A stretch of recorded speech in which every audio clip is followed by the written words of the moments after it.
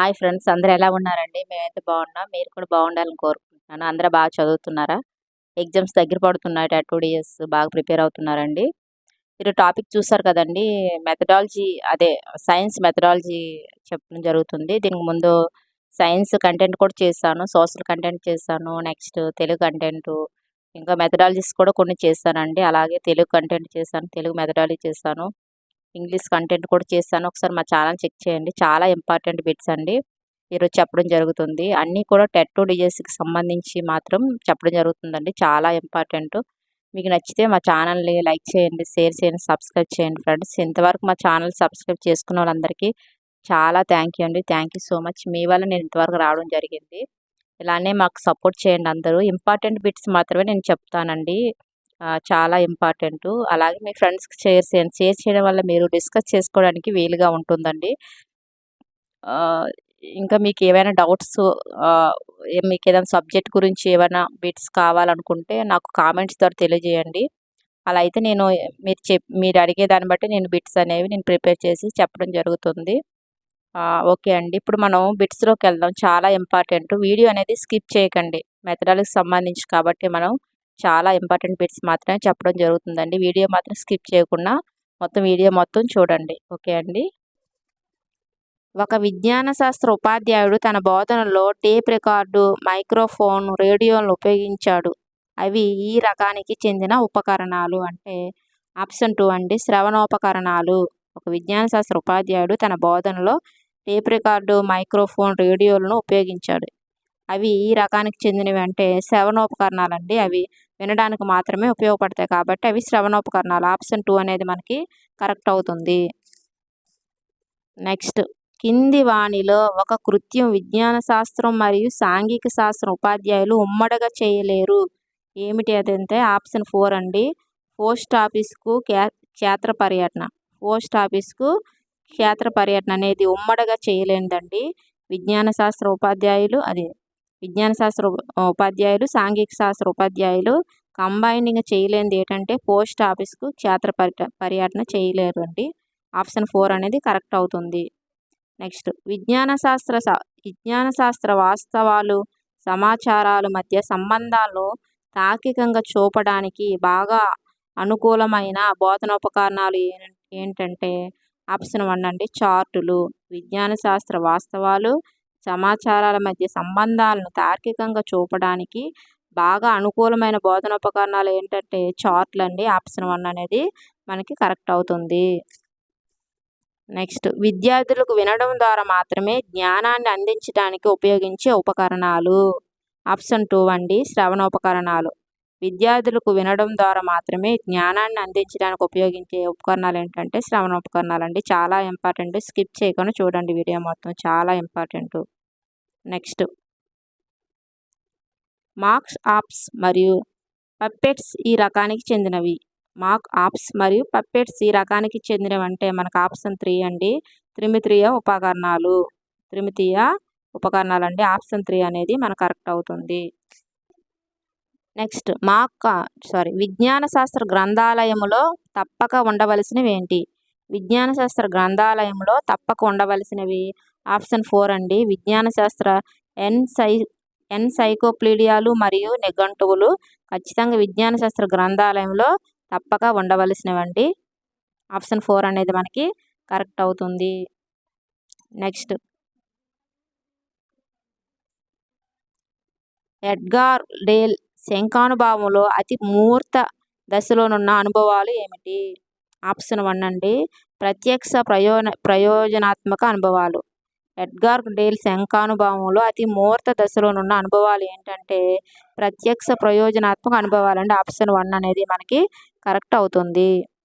Next, ప్రక్షేపక ఉపకరణమునకు ఉదాహరణ. ప్రక్షేపక ఉపకరణముకు ఉదాహరణ ఏంటంటే ఆప్షన్ 3 అండి, ఎపిడియోస్కోప్ అండి. Option 3 correct answer. త్రిమితీయ ఉపకరణాలకు ఉదాహరణ ఏంటంటే ఆప్షన్ 2 అండి, నమూనాలు. త్రిమితీయ ఉపకరణాలకు ఉదాహరణ ఏంటంటే నమూనాలండి. నెక్స్ట్, ఎడ్గార్ డేల్ అనుభవాలు శంకునందు ప్రదర్శనలు దీనికన్నా అమూర్తమైనవి ఏమిటంటే ఆప్షన్ 4 అండి, రేడియో రికార్డింగ్. ఎడ్గార్ డేల్ అనుభవాల శంకు ప్రదర్శనలు దీనికన్నా అమూర్తమైనవి ఏంటంటే రేడియో రికార్డింగ్ అండి. ఆప్షన్ 4 అనేది మనకి కరెక్ట్ ఆన్సర్ అవుతుంది. చాలా ఇంపార్టెంట్ బిట్స్ అండి. స్కిప్ చేయకుండా చూడండి. నచ్చితే లైక్ చేయండి, షేర్ చేయండి, సబ్స్క్రైబ్ చేయండి. నెక్స్ట్, ఒక వైద్యుడు పాఠశాలను సందర్శించి ఆరోగ్యపు అలవాట్లు, అంటువ్యాధుల నివారణకు తీసుకోవలసిన జాగ్రత్తలు వివరించడం జరుగుతుంది. దీన్ని అభ్యాస అనుభవాల వనరుల వినియోగంలో క్రింది ఇవ్వబడిన వనరులో ఒకటిగా 3 అర్థం చేసుకోవచ్చు. అవి ఏంటంటే ఆప్షన్ 2 అండి భౌతిక వనరులు. భౌతిక వనరులండి. ఒక వైద్యుడు పాఠశాలను సందర్శించి ఆరోగ్యపు అలవాట్లు, అంటువ్యాధుల నివారణకు తీసుకోవాల్సిన జాగ్రత్తలు వివరించడం జరుగుతుంది. దీనిని అభ్యాస అనుభవాల వనరుల వినియోగంలో కింద ఇవ్వబడిన వనరులో ఒకటిగా 3 అర్థం చేసుకోవచ్చు. ఏంటంటే మనకు ఆప్షన్ 2 అండి భౌతిక వనరులు.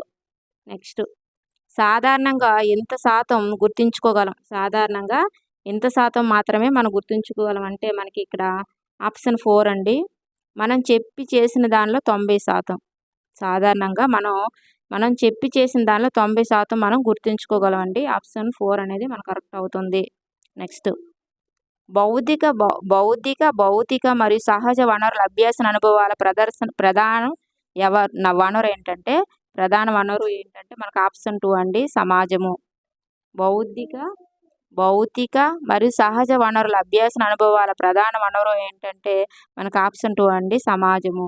నెక్స్ట్, INSPIRE ఇన్స్పైర్ను విస్తరించండి అంటే మనకి ఇక్కడ ఆప్షన్ 4 అనేది కరెక్ట్ అవుతుంది. Innovation in science pursuit for inspired research అండి. ఇన్స్పైర్ అంటే మనకు ఆప్షన్ 4 అనేది కరెక్ట్ అవుతుంది. Innovation in science pursuit for inspired research మనకి ఆప్షన్ 4 అనేది కరెక్ట్. ఇన్స్పైర్కి వెబ్రివేషన్ అండి. ఇలాంటివి ఖచ్చితంగా మనకి అడుగుతూ ఉంటాడు టెట్లో కానీ డిఎస్సిలో కానీ. ఒకసారి మీరు ఇదే కాదు మిగతా ఎబ్రివేషన్స్ కూడా ఒకసారి చూసుకోండి. నెక్స్ట్ మనం చూసుకుంటే ప్రతినిధిత్వం అనుభవాన్ని ఇచ్చేవానికి ఉదాహరణ. ప్రతినిధిత్వం అనుభవాన్ని ఇచ్చేదానికి ఉదాహరణ ఏంటంటే మనకి ఆప్షన్ 4 అండి ఎక్స్రే నాళమును ప్రయోగశాలలో వాడటం. ప్రతినిధిత్వం అనుభవాన్ని ఇచ్చేవానికి ఉదాహరణ ఏంటంటే ఎక్స్రే నాళమును ప్రయోగశాలలో వాడటం. నెక్స్ట్, క్రింది వాళ్ళలో ఒకటి సాంఘిక పరిసరాలకు ఉదాహరణ ఏంటంటే మనకి ఆప్షన్ 1 అండి వ్యవసాయ క్షేత్రాలు. క్రింది వాళ్ళలో ఒకటి సాంఘిక పరిసరాలకు ఉదాహరణ ఏంటంటే వ్యవసాయ క్షేత్రాలండి. నెక్స్ట్, వ్యూహరచనకు యోచించడానికి విద్యార్థులను బాధ్యులుగా చేసే కృత్య భాగమే ప్రకల్పన. ఇది వీరి యొక్క నిర్వచనం. మనకి ఆప్షన్ 4 అండి పార్కర్. వ్యూహరచనకు యోచించడానికి విద్యార్థులను బాధ్యులుగా చేసే కృత్య భాగమే ప్రకల్పన అన్నది ఎవరంటే మనకి పార్కర్ అండి. Option 4 right answer.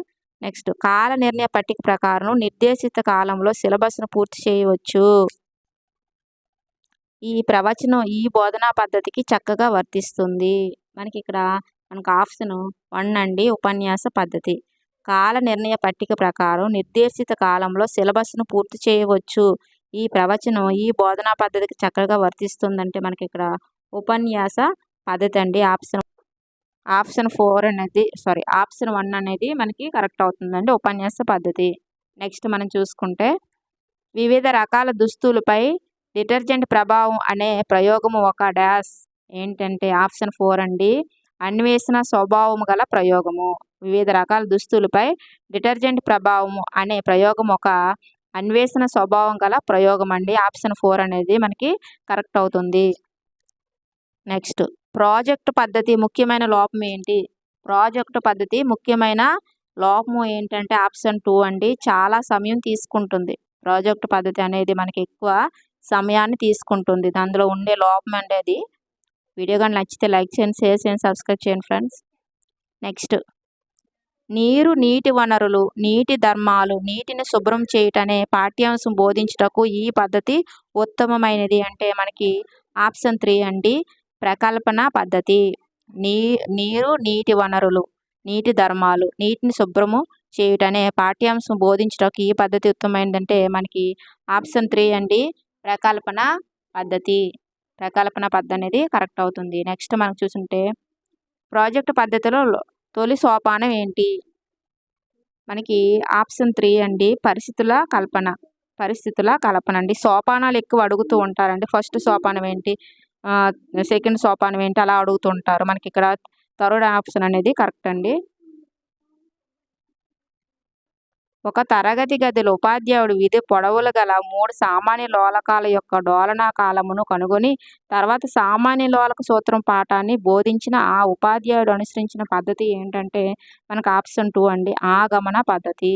ఒక తరగతి గదిలో ఉపాధ్యాయుడు వివిధ పొడవులు గల 3 సామాన్య లోలకాల యొక్క డోలనా కాలమును కనుగొని తర్వాత సామాన్య లోలక సూత్ర పాఠాన్ని బోధించిన ఆ ఉపాధ్యాయుడు అనుసరించిన పద్ధతి ఏంటంటే ఆగమన పద్ధతి అనేది కరెక్ట్ అవుతుంది. Option 2 correct answer.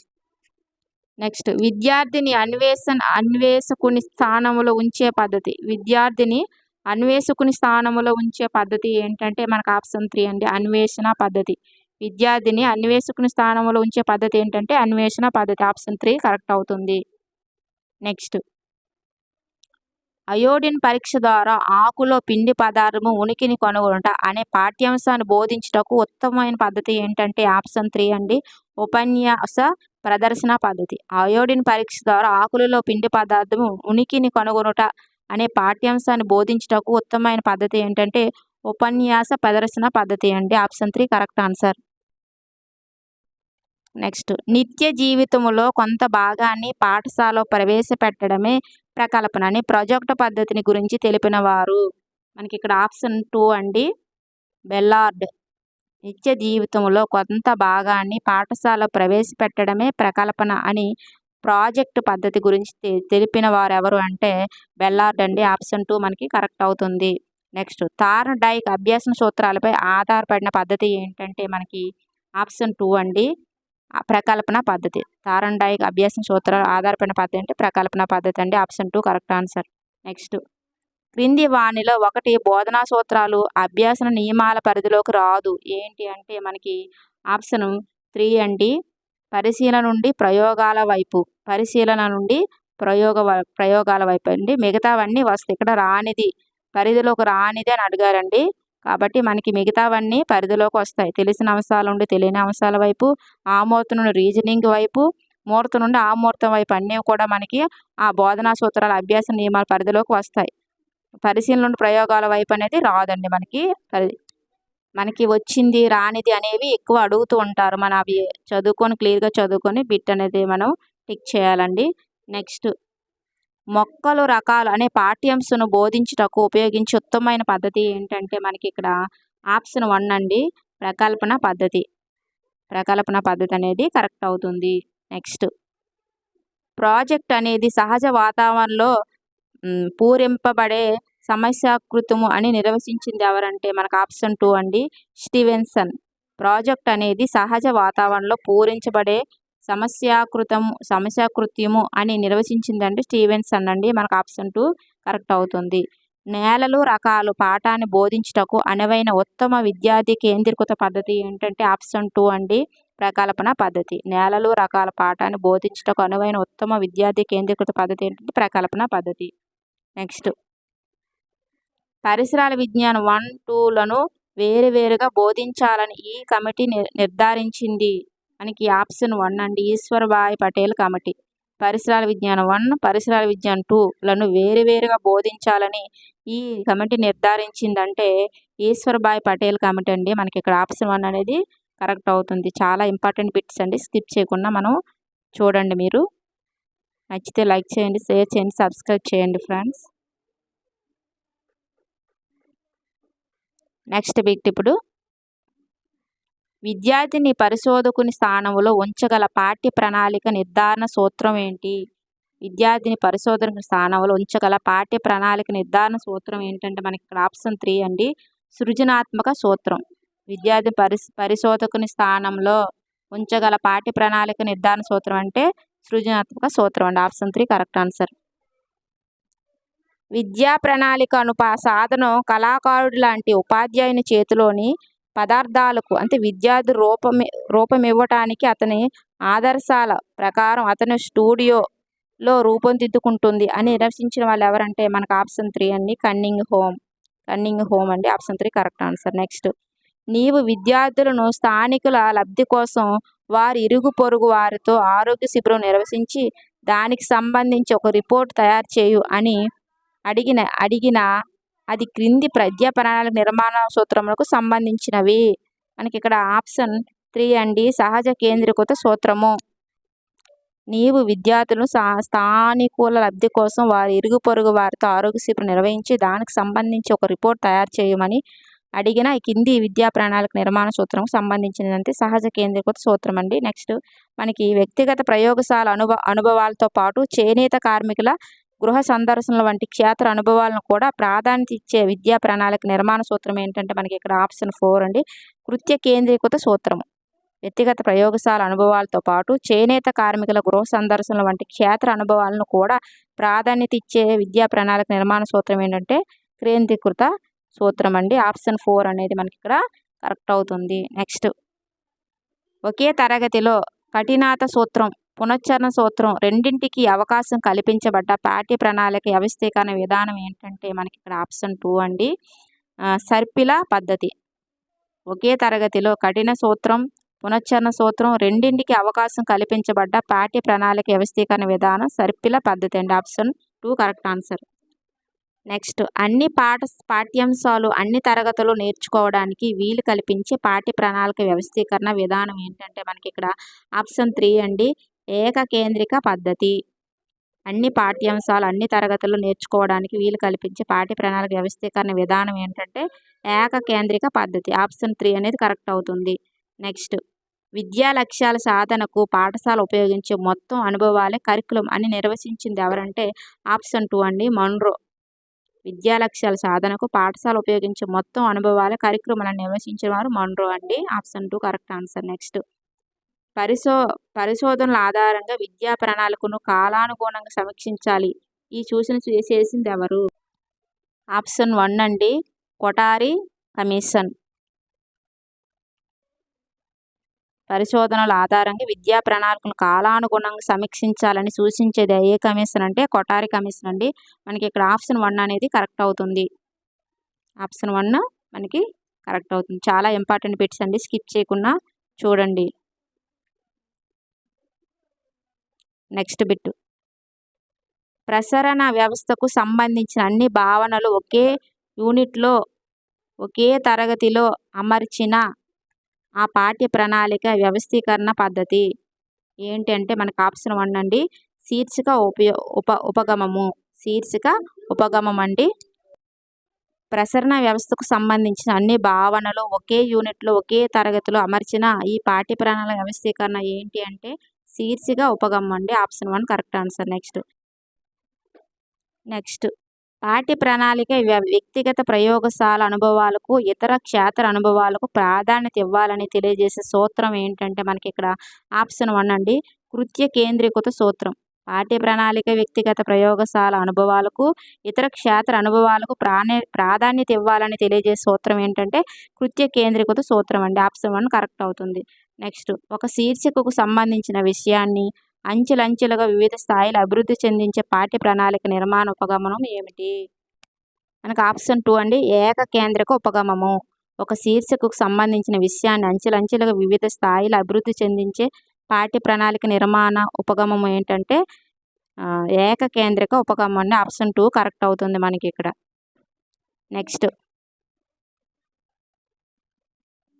మన విశ్వ ఆవిర్భావం, భూమి పొరలు, శిలాజాల ఏర్పాటు, సూర్యకుటం మొదలగు ఏ శాస్త్రాల్లో సంబంధం కలిగి ఉన్నాయి? ఏ సంబంధం కలిగి ఉన్నాయంటే మనకు ఆప్షన్ 1 అండి, భౌతిక రసాయన శాస్త్రాలు, భౌగోళిక శాస్త్రం. ఆప్షన్ 1 అనేది మనకి కరెక్ట్ అవుతుంది. నెక్స్ట్ మానవుడి గుండె రక్తాన్ని ఎక్కువ పీడనం నుండి తక్కువ పీడనం ఉండే ప్రదేశానికి పంప్ చేసే యంత్రం అనే ఈ వాక్యం ఏ శాస్త్రాల మధ్య సంబంధంను తెలియజేస్తుందంటే మనకి ఇక్కడ ఆప్షన్ 3 అండి, విజ్ఞాన శాస్త్రం, జీవశాస్త్రం. విజ్ఞాన శాస్త్రం, జీవశాస్త్రం అండి. ఆప్షన్ 3 అనేది కరెక్ట్ అవుతుంది. మానవుడి గుండె రక్తాన్ని ఎక్కువ పీడనం నుండి తక్కువ పీడనం ఉండే ప్రదేశానికి పంప్ చేసే యంత్రం అనే ఈ వాక్యం ఏ శాస్త్రాల మధ్య సంబంధం తెలియజేస్తుందంటే విజ్ఞాన శాస్త్రం, జీవశాస్త్రం అండి. నెక్స్ట్ ఏ శాస్త్ర అభివృద్ధిలో మూఢనమ్మకాలు, మూఢాచారాలు పటాపంచలయ్యాయి. మనకి ఆప్షను 4 అండి విజ్ఞాన శాస్త్రం. ఏ శాస్త్ర అభివృద్ధిలో మూఢనమ్మకాలు, మూఢాచారాలు పటాపంచలయ్యాయంటే విజ్ఞాన శాస్త్రంలో అవి మూఢనమ్మకాలు, మూఢాచారాలు పటాపంచలయ్యాయని ఆప్షన్ 4 కరెక్ట్ ఆన్సర్. నెక్స్ట్ రసాయన మిశ్రమాలు, అనులోమ విలోమానుపాతాలు, శబ్ద తరంగాల వేగం, కాంతి వేగం, దూరాలు మొదలైన అంశాలు ఏ శాస్త్రం సంబంధం కలిగి ఉన్నాయి అంటే మనకి ఆప్షన్ 3 అండి భౌతిక శాస్త్రం, గణిత శాస్త్రం. భౌతిక శాస్త్రం, గణిత శాస్త్రం. రసాయన మిశ్రమాలు, అనులోమ విలోమానుపాతాలు, శబ్ద తరంగాల వేగం, కాంతి వేగం, దూరాలు మొదలగు అంశాలు ఏ శాస్త్రం సంబంధం కలిగి ఉన్నాయంటే మనకి భౌతిక శాస్త్రం, గణిత శాస్త్రానికి సంబంధం కలిగి ఉన్నాయండి. నెక్స్ట్ ఆర్కిమెడిస్ సిద్ధాంతం తన రాజుగారి ప్రమేయం వలనే కనుగొనబడింది అనే విషయం ఏ శాస్త్రాల గొప్పతనాన్ని తెలియజేస్తుంది అంటే మనకి ఆప్షన్ 2 అండి భౌతిక శాస్త్రం, చరిత్ర. ఆర్కిమెడిస్ సిద్ధాంతం తన రాజుగారి ప్రమేయం వలనే కనుగొనబడింది అనే విషయం ఏ శాస్త్రాల గొప్పతనాన్ని తెలియజేస్తుంది అంటే మనకి భౌతిక శాస్త్రం, చరిత్ర. భౌతిక శాస్త్రం, చరిత్ర అండి. మనకి ఆప్షన్ 2 అనేది కరెక్ట్ అవుతుంది. నచ్చితే లైక్ చేయండి ఫ్రెండ్. నెక్స్ట్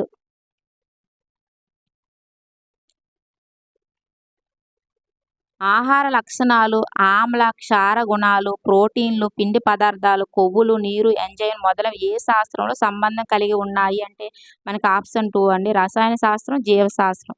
ఆహార లక్షణాలు, ఆమ్ల క్షార గుణాలు, ప్రోటీన్లు, పిండి పదార్థాలు, కొవ్వులు, నీరు, ఎంజైమ్ మొదలైన ఏ శాస్త్రం సంబంధం కలిగి ఉన్నాయంటే రసాయన శాస్త్రం, జీవశాస్త్రం అండి. Option 2 correct answer. చెవి, మైక్రోఫోన్ ఒకే విధంగా పనిచేయడంను ఏ ఏ శాస్త్రాల ద్వారా బోధించవచ్చు మనకు ఆప్షన్ 1 అండి భౌతిక శాస్త్రం, జీవశాస్త్రం. చెవి, మైక్రోఫోన్ ఒకే విధంగా పనిచేయడంను ఏ ఏ శాస్త్రాల ద్వారా బోధించవచ్చు అంటే భౌతిక శాస్త్రం, జీవశాస్త్రం. ఆప్షన్ 1 అనేది మనకి కరెక్ట్ అవుతుంది. నెక్స్ట్ భౌతిక శాస్త్రం, జీవశాస్త్రంను ఈ కింది వాళ్ళలో దేని కొరకు ఉపయోగించలేము అని అన్నారండి. భౌతిక శాస్త్రం, జీవశాస్త్రమును ఈ క్రింది వాటిలో దేని కొరకు ఉపయోగించలేము అని అన్నారండి. మనకి ఇక్కడ ఆప్షన్ 3 అండి ఆహార లక్షణాలు, క్షార ఆమ్ల గుణాలు, ప్రోటీన్లు, పిండి పదార్థాలు వివరించడం. ఆప్షన్ 3 అనేది మనకి ఇక్కడ కరెక్ట్ అవుతుంది. నెక్స్ట్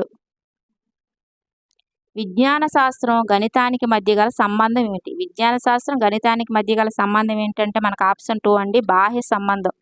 విజ్ఞాన శాస్త్రం, గణితానికి మధ్య గల సంబంధం బాహ్య సంబంధం అంటే ఆప్షన్ 2 కరెక్ట్ ఆన్సర్. ఈ క్రింది వాటిలో విజ్ఞాన శాస్త్రంతో సహా సంబంధం గల శాస్త్రం ఏంటి?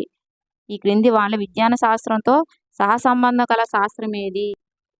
మనకి ఇక్కడ ఆప్షన్ 4 అండి పైవన్నీ జీవశాస్త్రము, రసాయన శాస్త్రము, గణిత శాస్త్రం ఇవన్నీ కూడా విజ్ఞాన శాస్త్రం సంబంధం కలిగి ఉంటాయండి. కాబట్టి పైవన్నీ కూడా కరెక్ట్ అండి. Option 4 right answer. నెక్స్ట్ గాలి యొక్క సంఘటనం, పీడనం, ఉష్ణోగ్రత, ఆర్ద్రత, గాలిలో నీటిలో సంవాహక ప్రవాహాలు ఉష్ణోగ్రతను అనుసరించి నీటి సాంద్రతతో కలిగే మార్పులు మొదలైన అంశాలు ఏ శాస్త్రాల మధ్య సంబంధం ఉంటుంది? మనకి ఇక్కడ ఆప్షన్ 2 అండి భూగోళ శాస్త్రం, విజ్ఞాన శాస్త్రం. భూగోళ శాస్త్రం, విజ్ఞాన శాస్త్రం అండి. Option 2 correct answer. గాలి యొక్క సంఘటనం, పీడనం, ఉష్ణోగ్రత, ఆర్ద్రత, గాలిలో నీటిలో సంవాహక ప్రవాహాలు ఉష్ణోగ్రతను అనుసరించి నీటి సాంద్రతలో కలిగే మార్పులు మొదలైన అంశాలు ఏ శాస్త్రాల మధ్య సంబంధం ఉంటుంది అంటే మనకి ఆప్షన్ 2 అనేది కరెక్ట్ అవుతుంది. భూగోళ శాస్త్రం మరియు విజ్ఞాన శాస్త్రం మధ్య సంబంధాన్ని కలిగి ఉంటుందండి. నెక్స్ట్ మనం పరిసరాల విజ్ఞాన శాస్త్రంకు ఇతర శాస్త్రాలతో గల సంబంధం ఏంటి? పరిసరాల విజ్ఞాన శాస్త్రంకు ఇతర శాస్త్రాల సంబంధం ఏంటి మనకి ఆప్షన్ 3 అండి మౌలికమైన సంబంధం. ఏ సంబంధం ఉంటుందండి? మౌలికమైన సంబంధం అనేది ఉంటుంది. పరిసరాల విజ్ఞాన శాస్త్రంకు ఇతర శాస్త్రాలతో గల సంబంధం ఏంటంటే మనకి ఇక్కడ మౌలికమైన సంబంధం అనేది ఉంటుంది. మనకు ఆప్షన్ 3 అనేది కరెక్ట్ అండి. నెక్స్ట్ బారోమీటర్, అనియోమీటర్, హైగోమీటర్, థర్మామీటర్ లాంటి సాధనాల ఉపయోగం ఏ శాస్త్రాల్లో నేర్చుకోవలసి ఉంటుంది? మనకి ఇక్కడ ఆప్షన్ 2 అండి విజ్ఞాన శాస్త్రం, భూగోళ శాస్త్రం, బారోమీటర్, అనియోమీటర్, హైగోమీటర్, థర్మామీటర్ లాంటి సాధనాల ఉపయోగం ఏ శాస్త్రాల్లో నేర్చుకోవాల్సి ఉంటుందంటే మనకు ఆప్షన్ 2 అండి. విజ్ఞాన శాస్త్రం, భూగోళ శాస్త్రం. మొత్తం ఇవి బిట్స్ అండి. సైన్స్ మెథడాలజీకి సంబంధించిన బిట్స్ చాలా ఇంపార్టెంట్. సైన్స్ కంటెంట్ కూడా నేను చేశాను ముందు వీడియోలో. ఒకసారి మా ఛానల్ మీరు చెక్ చేసుకోండి. చాలా ఇంపార్టెంట్ బిట్స్ మాత్రమే చెప్పడం జరుగుతుందండి. అందరూ బాగా చదువుకోండి. ఓకే అండి. Thank you. మరొక వీడియోతో మళ్ళీ కలుసుకుందాం. Thank you so much.